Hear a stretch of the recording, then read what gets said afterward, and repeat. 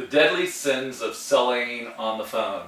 Hi, my name is Ronald Hughes. This is Contact Ignition training channel here for a company in Dublin, Ireland.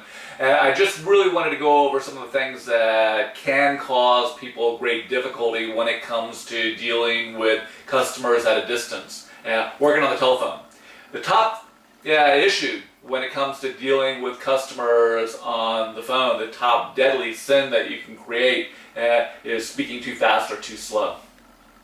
Most people actually find it very difficult to understand how the impact of pace affects you when it comes to the positioning of dealing with customers. But the problem is that we don't get visual reinforcement of our communication when it comes to the telephone, and we end up talking too fast.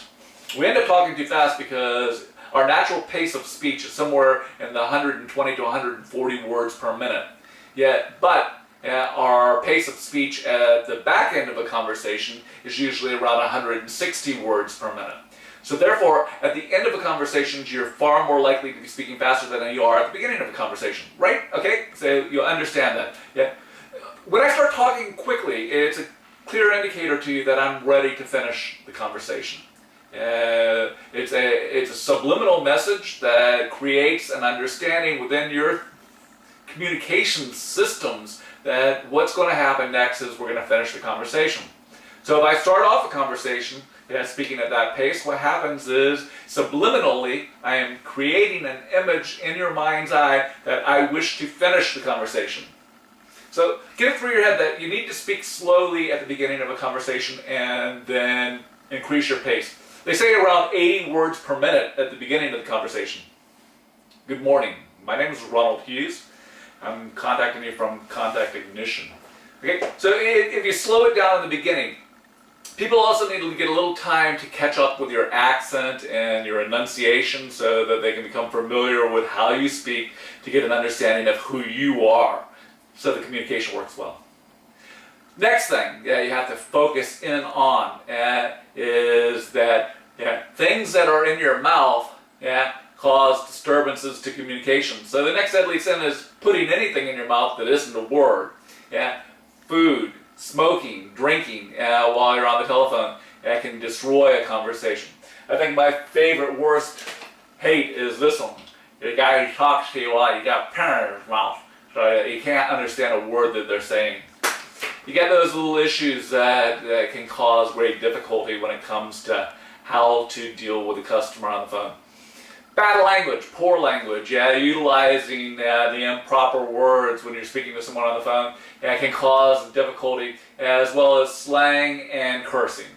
I have a tendency to do so as well. But wait till you've established a relationship. Make sure that you have a good relationship before you fall back to your original language. Script yourself. You need to have some sort of methodology. There's nothing wrong with understanding that a script is about posturing yourself into new habits so that you can relieve old habits or stop old habits from taking place and move on to that. Watch out for the other areas of body language. In fact, they used to try and tell people who were working on the phone to smile while you're on the phone. And what happened is you ended up with people who are talking and spinning, and you have to get a different tone when you're smiling. It changes the way you sound.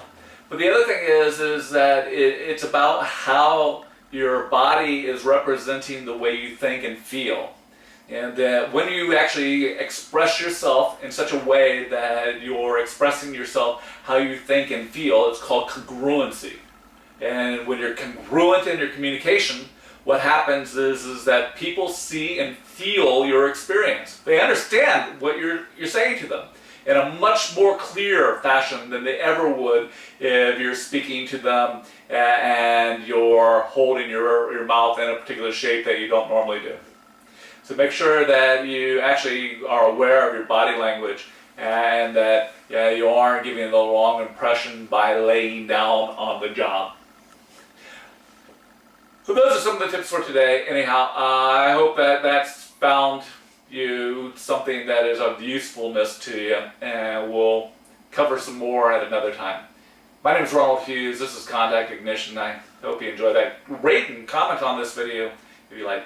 Thanks. Cheers. Bye-bye.